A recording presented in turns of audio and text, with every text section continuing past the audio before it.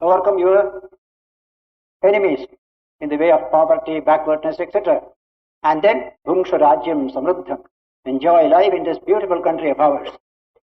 How wonderful will be that state when today's poverty and backwardness are overcome. There is health everywhere, cheerful, everybody has enough to eat and drink. May not be too much, but enough. Well, that kind of a country is a pleasure to live and to interact with each other. That kind of change will come when this philosophy becomes applied by increasing numbers of our people. Swami Vivekananda calls it practical Vedanta. Vedanta has been till now a matter for discussion, what you call tea table discussion. We have nothing to do, go on, Charcha, Vedanta going on. Some of them are very, very ordinary type of discussion. Sometimes it may be a little offensive also, that kind of discussion. All over India you will find Vedanta Charcha. Very abstract type of Charcha. How creation started, how from Brahman Akasha came, from Akasha Vayu came. You can go on discussing for days together. Sometimes narrowness is introduced. I don't belong to a particular Sampradaya Vedanta, so I will look down upon it. My Sampradaya is superior. I have seen it actually when I was in Mysore. So many Pandits will gather together after meals at noon. Now let us discuss something. Kuch Alpa Charcha Madona. What shall we do? Then one of them will say, our cloth is not clean, so we shall not discuss our own Sampradaya, we shall discuss the other Sampradaya. When you have got a clean cloth only, you should discuss your Sampradaya. Such pettiness had been there, and Vedanta had been lost in all these morass of superstition and wordy arguments, etc. Now comes practical Vedanta. Apply it, live it. We have not done it till now. This is the first time we are having a nationwide effort to build a Vedantic civilization in this country, which will combine worldly welfare and spiritual development. Both will go side by side. That is the yoga of the Gita. You will get its confirmation when you study the last verse of the Gita some months later, where Sanjaya concludes this whole book. Wherever there is the spirit of Krishna, wherever there is the spirit of Arjuna, in that society there will be no poverty, there will be no backwardness, there will be constant justice and general social welfare. You will find a beautiful summing up of the message of the Gita with respect to our life and destiny. So today the whole stress is on practical Vedanta. Theory we have plenty, tons and tons of theory. But 1 ounce of practice is worth tons of theory. That lesson we have to learn. Let me live this Vedanta as much as I can. Swamiji therefore stressed practical Vedanta again and again. In the Madras lecture, 1897, he took the subject, Vedanta and its application to Indian life. How to apply Vedanta to Indian life. To solve the problems of poverty, backwardness, exploitation, untouchability, casteism. In Lahore lecture the same. Rouse the spirit of Vedanta. Wipe away the blot that is on our society with the help of this great philosophy. Treat man as man, not as a creature.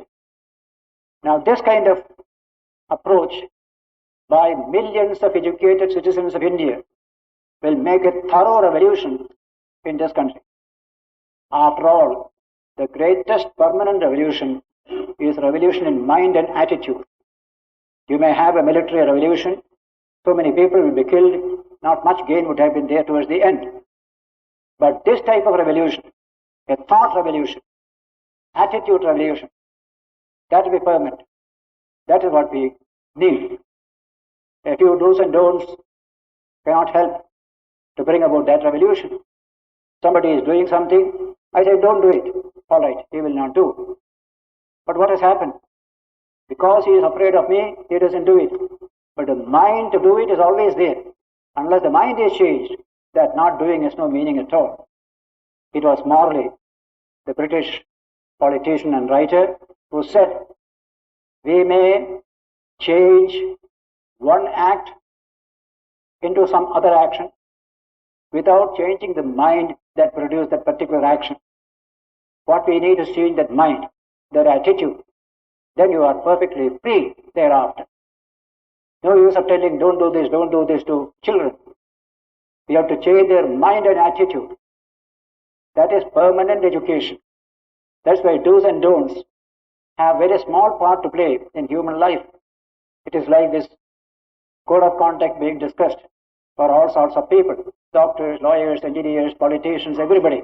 Code of conduct. You can have a whole volume of code of conduct. What does it matter? I won't do wrong when you are looking at me. When you are not looking, I will do what I like. That is called this so-called code of conduct.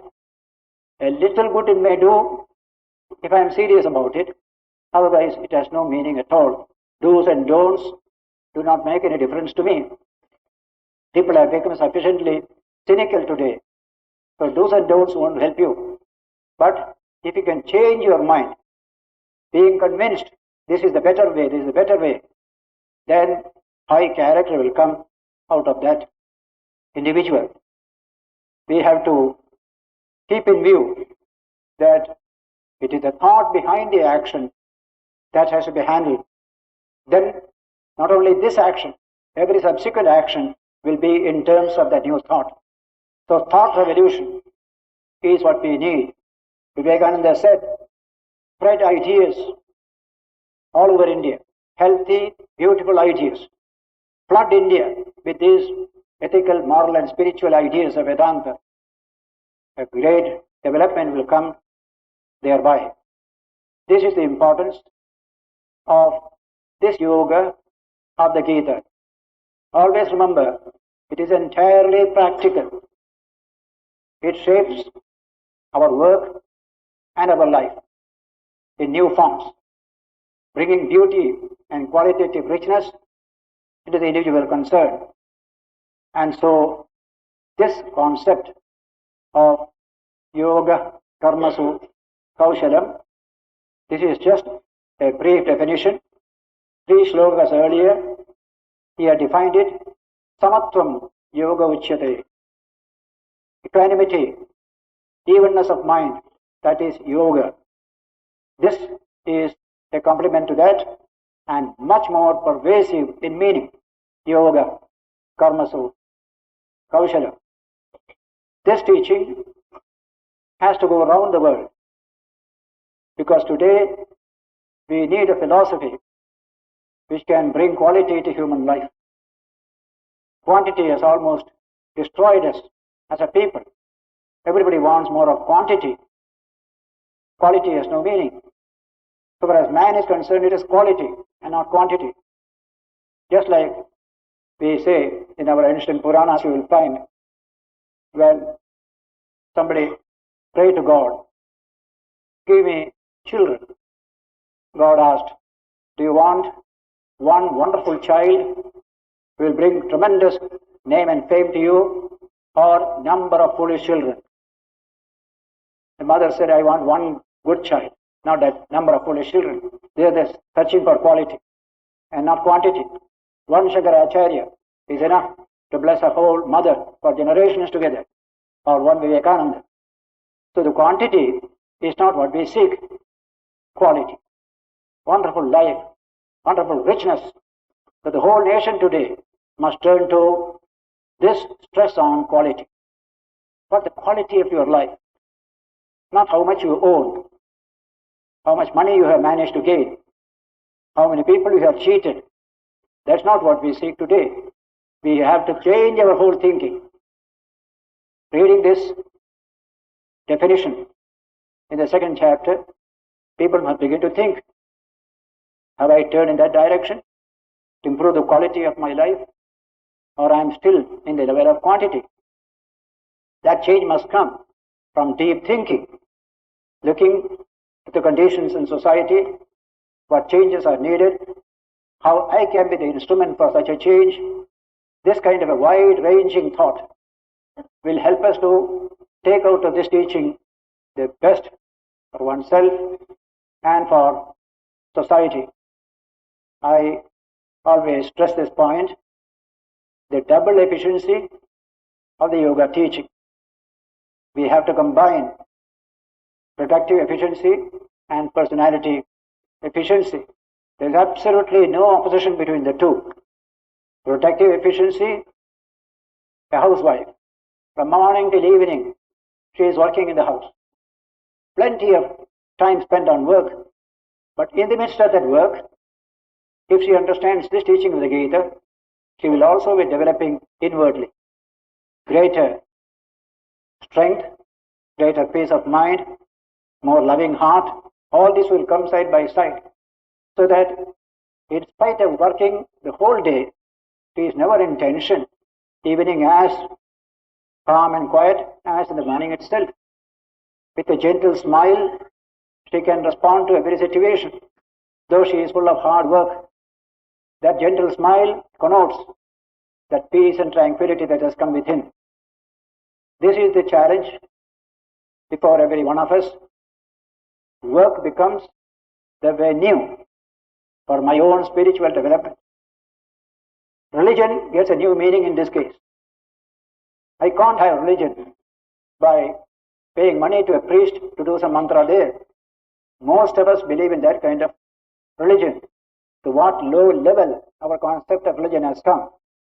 The lowest level is what I noted. Places like Haridwar, you go, pay 5 rupees to Panda, take hold of the tail of a cow, and you will go to heaven. That's called religion to many people. To what low level it has gone. What has happened to you thereby? Nothing.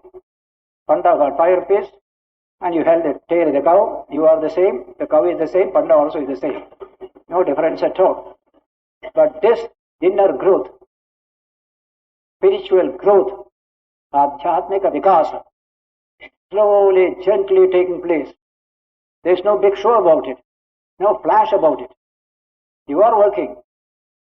We thought of becoming saints by showy saints. Here there is no showy sainthood. Very ordinary looking person will be a tremendous saint.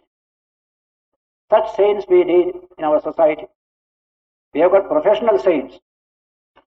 That is too much in India. But sainthood that comes to you normally, naturally, as a growth, that is the type of sainthood we need, scattered all over India. Otherwise, like a huge banyan tree and small shrubs all around. That is India. There are few great giants of spirituality and so many small pygmies around. That will go. An average citizen will be spiritual. He has developed some spirituality within. He has used his work situation for this. It is this type of life that the Gita expounds throughout these 18 chapters. We are just the beginning of the yoga message. Starting from now, this concept of yoga will become richer and richer. Just like the Ganga starting from Gangotri becomes bigger and bigger when new tributaries enter into it. Until when you come to Allahabad, it becomes a mighty river of agricultural prosperity. Similarly, the Gita also grows as the chapters proceed. New ideas, new dimensions of life, new values come in. Especially the great value of bhakti comes in a little later. Karma becomes completely transformed when bhakti also enters into the picture. That development will come later. Here we are just the beginning. That is where this definition has a great part to play to reshape our thinking and outlook. Yoga, karmasu, kaushalam, karmayam buddhiyuktaya, The idea of buddhi yoga, yoga buddhi, buddhi yoga, both are used. The buddhi which is steeped in yoga, or yoga that is attached to buddhi, yoga buddhi. That buddhi we have to utilize to work and for human relations. That buddhi is that takes you to your spiritual dimension. So yoga buddhi it is called, or buddhi yoga. As a philosophy of action, it is buddhi yoga. Both ways Krishna uses here. So he said, this is working from the point of view of buddhi. We are able to achieve great results both for oneself and for one's society. This is the message the Gita gives. When Vivekananda appeared after coming from the West, after great work in the West, he wanted to organize his work in India. And then he gave a similar brief utterance, just like a phrase as you have here, yoga, karmasu, kaushalam, a double efficiency, productive efficiency and inward spiritual efficiency. Swamiji therefore framed a similar Sanskrit saying and gave it as a motto for the whole Ramakrishna Vivekananda movement. And it will eventually touch all people in all parts of the world. That phrase is Atmano Mokshartham Jagadhitaya Cha. Work in such a way that you become spiritually freer and freer within, and you also bring happiness and welfare people around you. Atmano Mokshartham Jagadhitaya Cha. Jagadhita, welfare of human beings or the world, welfare of the world must be one of the goals of your work. The other is your own spiritual development. Otherwise you will be just a machine. We are used as a machine for work, and the machine is old, it is thrown in the scrap heap. That will be our condition. That should not be. Atmano Mokshartham. You must become freer and freer. Free spirits you must become as a result of this work. This cannot come unless you orient your work in this inward direction. Not merely protective individual. A machine also a protective unit. Some of the machines can do more work than you and I can do. But it is a machine. And when it is old, we throw it away. Scrap, that's all. The man cannot be a scrap. When you cease to work also, you have some value within you. An intrinsic value. That's the purpose of this work, and we forget it. That should not be. So Swamiji gave this message after giving us this tremendous message of service of the common people. Raise the nation, raise the people of the world, the highest level of human development. That is external work. While doing so, Atmano Mokshartham, be free spiritually, achieve your own spiritual perfection. So that is the message you get in this definition of yoga by the Gita. Yoga, karmasu, kaushalam. Swamiji is emphasized very much on work efficiency. Any kind of flippant work, he did not like at all. What you do, you must do thoroughly, efficiently. Sri Ramakrishna also emphasized the same thing. What a wonderful new message is coming. The old message coming in a new way, through new teachers, for our good in this modern age. And so, we have dealt with the main definition of yoga given in the second chapter. Yoga is the theme of the whole Gita.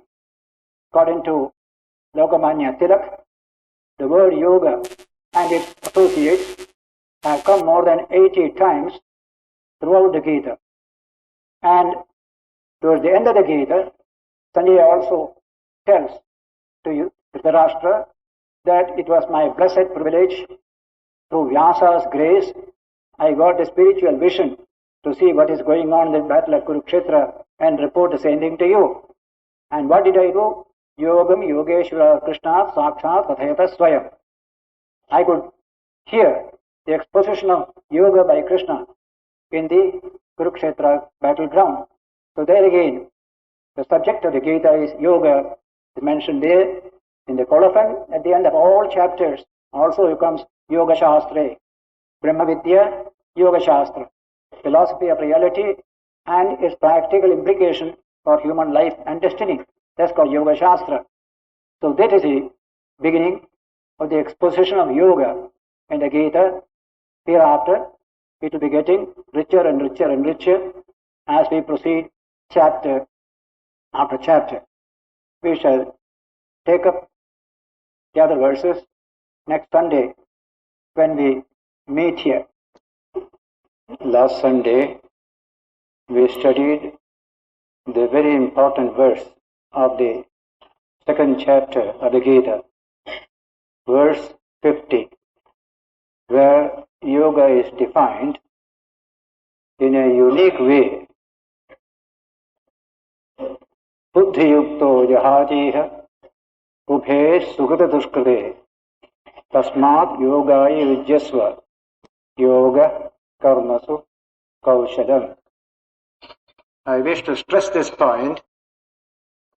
The entire stress in the Gita is on man at work or woman at work. How to utilize that work situation for one's own good and for the good of the world. That is the central theme.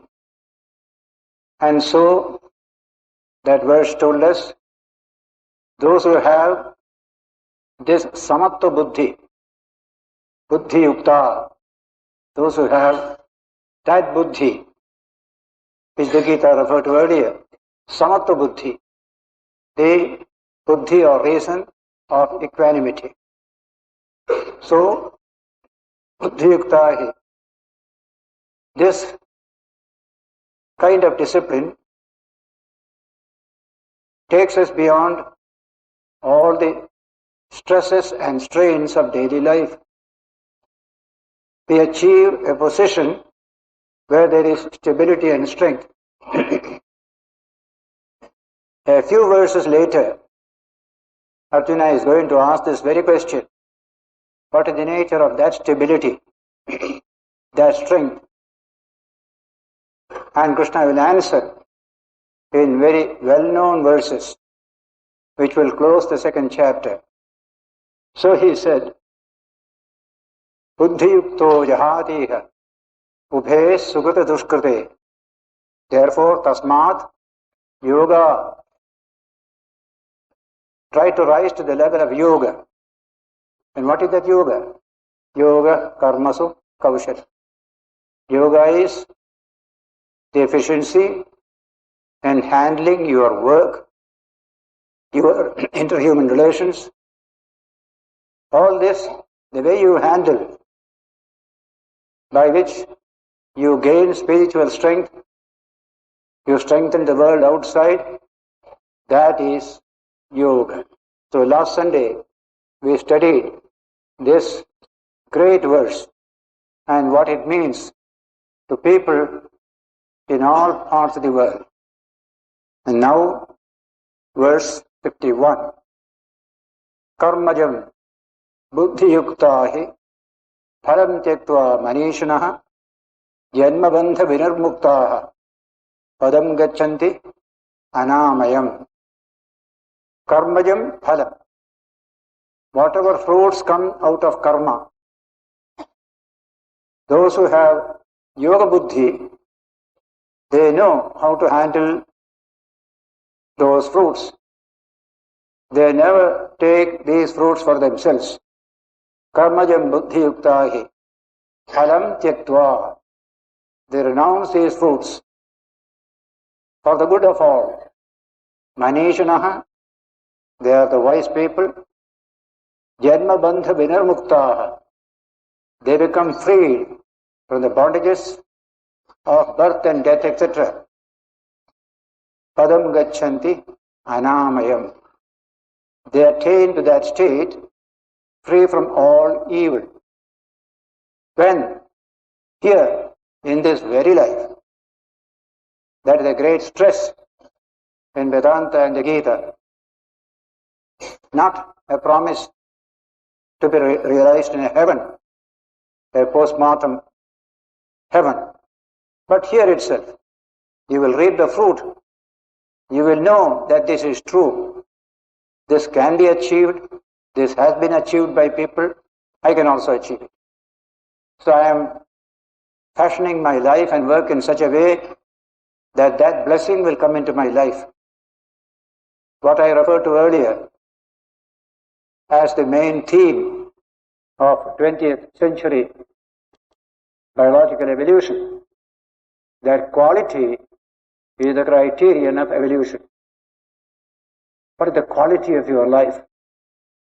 Are you peaceful? Can you love people? Do you serve? These are all qualitative enrichment of human life. This is what is to be achieved in the course of our life and work. That is the philosophy he is expounding here. So karmajam buddhiyuktahi phalam tyaktva manishanaha janma bandha vinirmuktaha, freed from all these bondages, padam gachanti anamayam, that state which is free from all evil, he or she attains it. At every place, Shankara will say, ihaiva, ihaiva, here itself, here itself. Generally, religion gives us something of a promise in a future life. That is not religion. That is not the philosophy taught in the Gita or in Vedanta. It's all here, here. That infinite nature of man, when you realize it here itself. That is how fulfillment comes in human life in this very world. It is said of Buddha that he achieved Bodhi, illumination, at Bodhagaya. He went to heaven, according to the myth of Buddhistic teaching, to preach to his mother there. He went to heaven. Not for he has nothing to achieve there. He has achieved much bigger than heaven. And so the concept of spiritual realization, Vedanta and Buddhism, is very unique. You get it here and now. And in the case of Buddha and Krishna, you will find the story that Brahma and Indra, these gods in heaven, they come down to be blessed by these two great personalities, Buddha as well as Sri Krishna. Anyone who realizes this truth here is far superior to all the gods which we have in our tradition or gods of any other religion. This greatness of the human system is such that the divine is present within him and he has the organic capacity to realize the truth.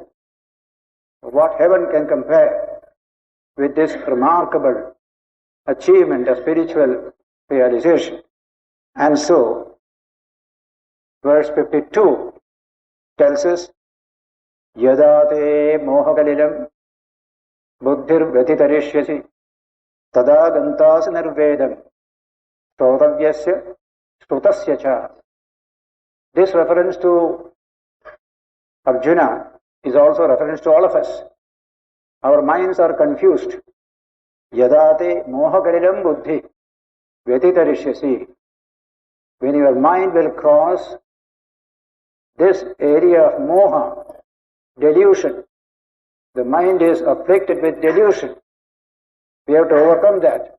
It is like an ocean, we cross it. Vyatitarishyasi means that to cross this ocean of delusion, clear thinking, with pure mind. When these things come, we cross the ocean of delusion. So when you do so, yadate mohagalilam buddhir vyatitarishyasi tada gantasi nirvedam srotavyasya shrutasya cha. Then you will get utter dispassion for things heard and things yet to be heard. I want to hear this, I want to know this. Mind is constantly flickering all the time. But that stability will come. You don't want any books We don't want instruction from any such. At this stage we are asking for this, asking for that. We read this and we read that.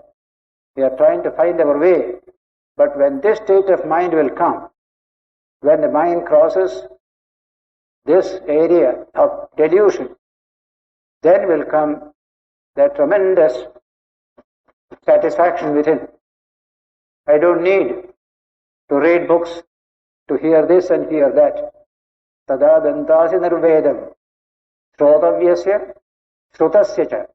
What is to be heard, what has been heard, both these things will become unnecessary for you. You don't need it. You have gone beyond it. This stress in Vedanta that you go beyond books is very, very important. Books only just murmur about truth. What is needed is to realize it for yourself. So when the moha galila, buddhi, overcomes this moha, then comes that state. I don't need this. They are useful. There are people who need it, but I don't need it anymore. That attitude. In the Gospel of Ramakrishna you will find, I don't need to read books. I don't like ritual, ceremony. That kind of language you will find again and again. When you are established in this state, these are of no use at all. On that subject, the next few verses will tell us much more.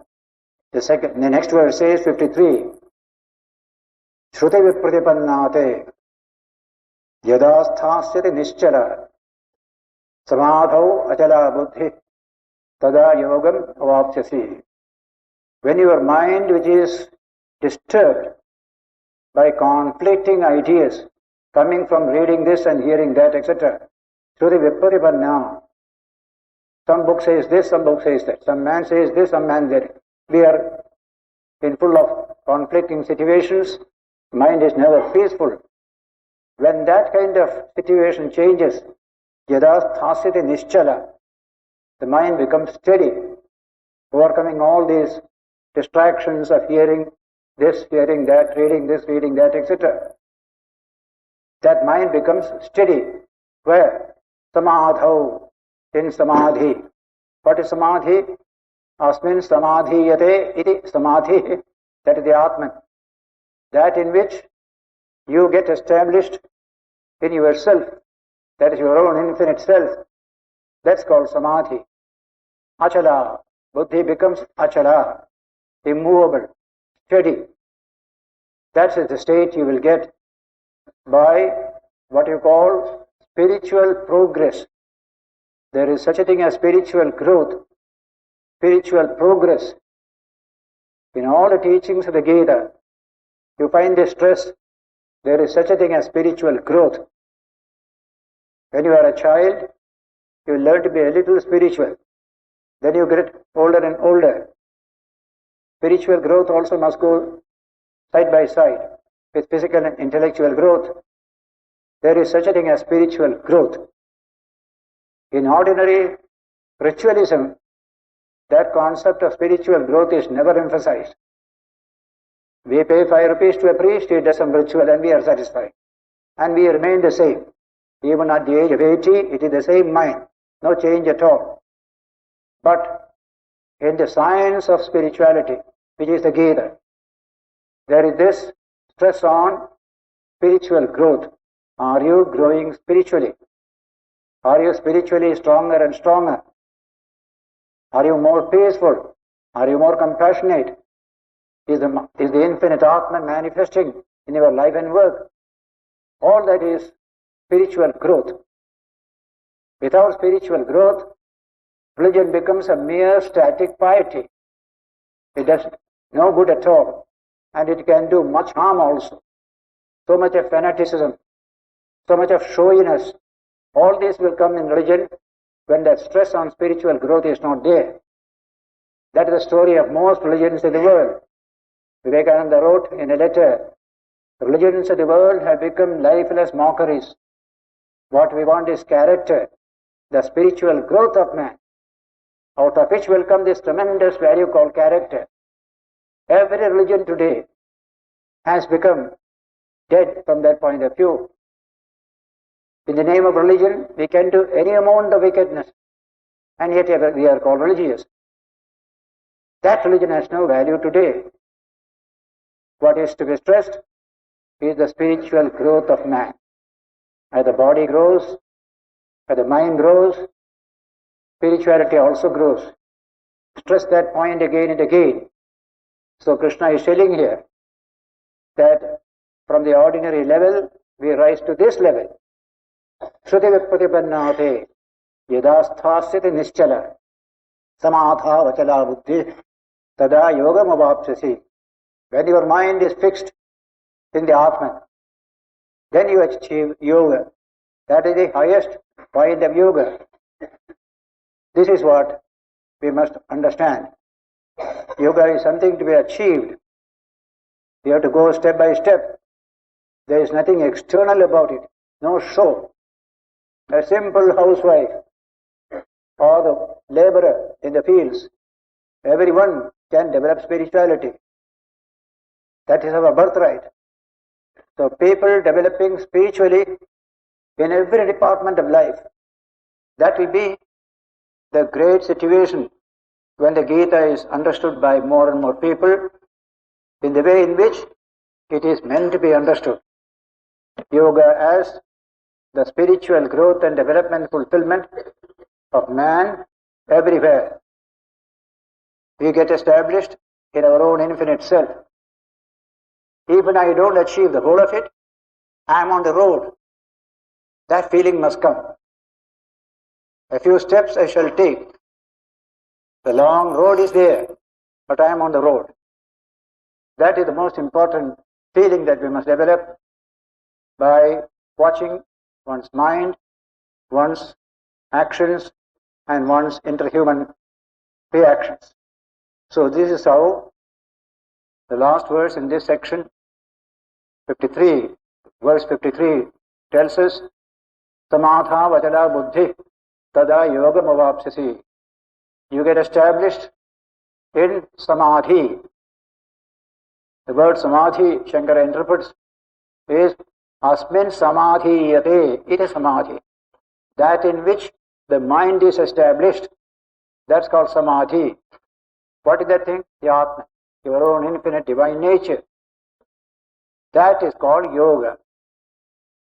Ayam tu paramo dharmo yat yogena atma darshanam.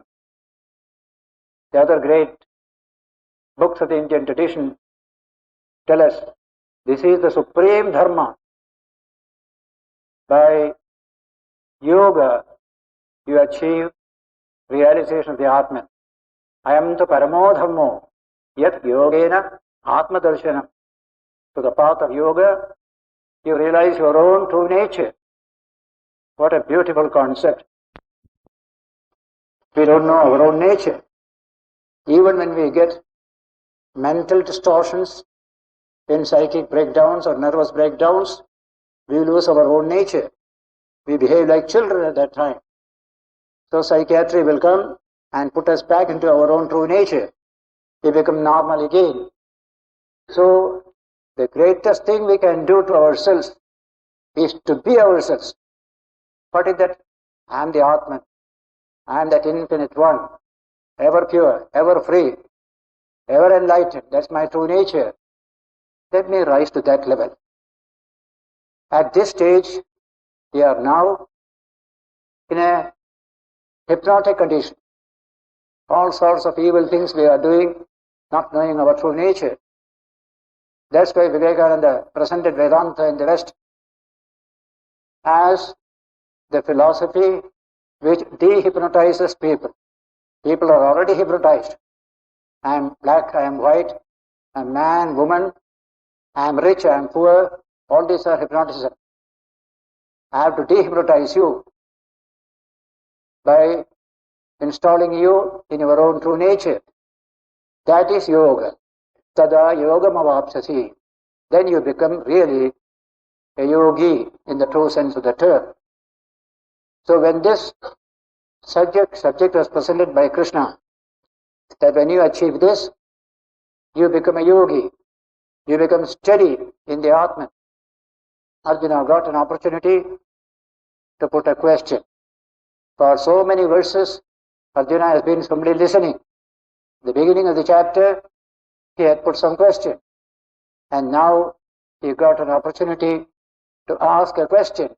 And that question is on behalf of all of us, as you will find. We also want to know that subject which Arjuna is posing before Sri Krishna. And so Arjuna Uvacha. This last section, verse 54 to 72, the whole of the chapter ending, is devoted to this subject. What is that state of absolute stability, strength, infinite compassion? Something big has taken place in man. All that is petty and small has been washed away. What is that state? We want to know. So Arjuna is asking that question on behalf of all of us. Arjuna Uvacha. Chita prajnasya ka bhasha samadhistasya keshava stidadhihi kim prabhasheta kim asita rajeta kim.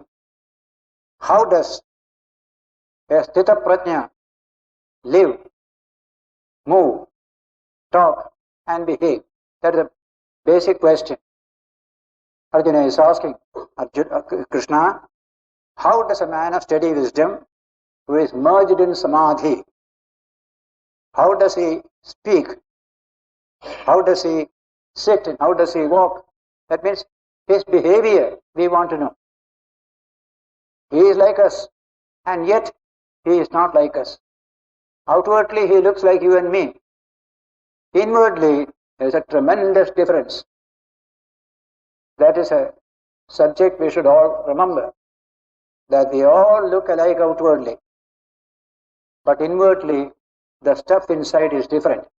Ramakrishna used to say, just now you had Ganesha festival.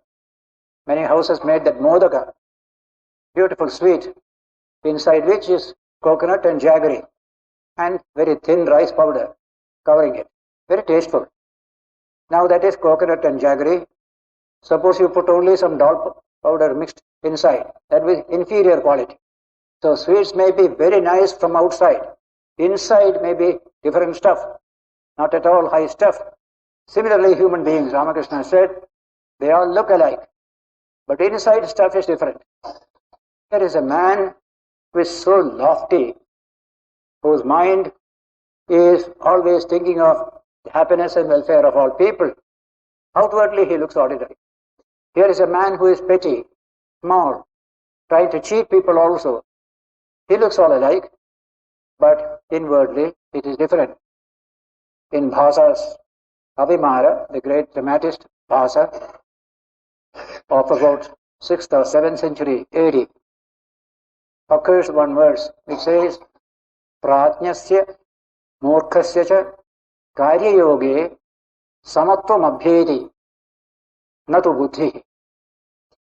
When a wise man and a foolish man work, there is similarity in the bodily level of life, but absolute dissimilarity in the inner thinking of the two persons, the prajna and the murkha. Outwardly they look alike while working, but the motivations that impel a wise man to work are so different from the motivations that impel that foolish person. So externally we look alike. Internally there is a lot of difference. It is there we read the character of a person. We must be able to go beyond the appearance outside and see what is inside. That cannot be until we have tried to go inside ourselves. And so, how does a man of steady wisdom, sthita prajna, sthita means steady, prajna means wisdom, a man of steady wisdom, how does he, ka bhasha, what is his nature? Samadhistasya keshava, he has established himself in the Atman.